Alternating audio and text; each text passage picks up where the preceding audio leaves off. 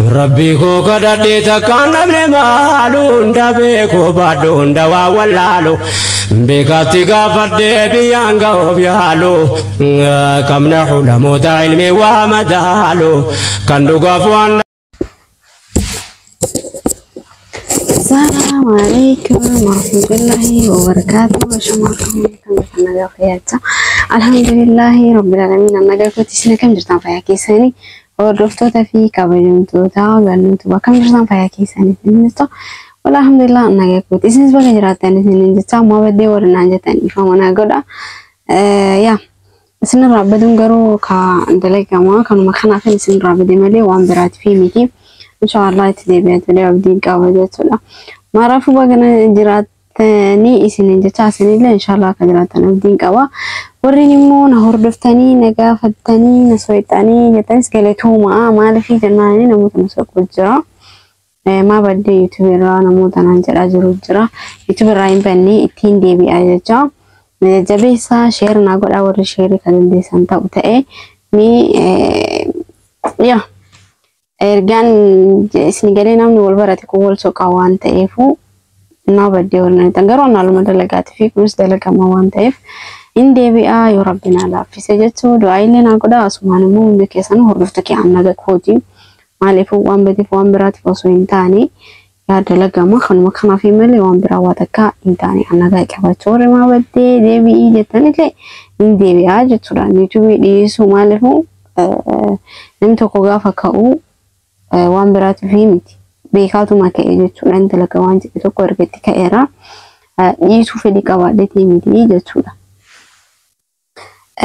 Dhiisuu fedhii qabaadheetii miti jechuudha. Garuu ammallee ittiin deebi'aan jajjabeessa akkuma duraanitti shirnaaf godhaa laayik naa godhaa warri shir dandeessan warri immoo yaada qabdan illee koomantii jalatti naaf barreessaa maaliif niin deebi'aa jechuudha.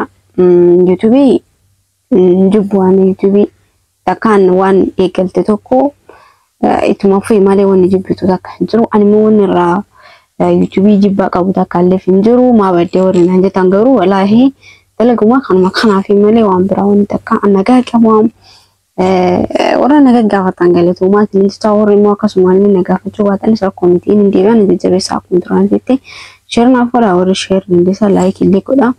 yaada qabdanillee yaannoo jiraatullee koomantii jalatti na barreessaa. Ani garuu isin hordofaatuma jira. Oroonni yuutuubaroota dalagan jechuudha isin hordofaatuma jira. Garuu isinillee akkan hordoftan abdiin isin raaqeef isin jecha yaadni koo kana yaadni gabaabani. Maraafuu isinillee yaada qabdan yoo jiraate naaf qooda an akka mataa kee yaadatti inshaallah ani deebi'aa waan ta'eef duraafis baduu waan biraatiif wanni badeef takka illee hin jirtu. Du'aayis naa godha maaliifuu namni tokko gaafa waan tokko irraa badu jaalatee miti gaafa waan tokko gadhiisus jaalatee miti jechuudha. Garuu ani rakkina biraa qabaadhee miti yaada lagamaa kanumaaf fiqa. Viidiyoo hojjechuu yeroo baay'ee natti tolu waan dideef jecha mana namaa keessaa sababuma kanaaf malee sababa rakkoo biraa qabaadhee miti. Alhamdulillah jechuun immoo waan guddaadha. Shukrii rabbi kan qabaasin jirta garuu sheernaaf godha.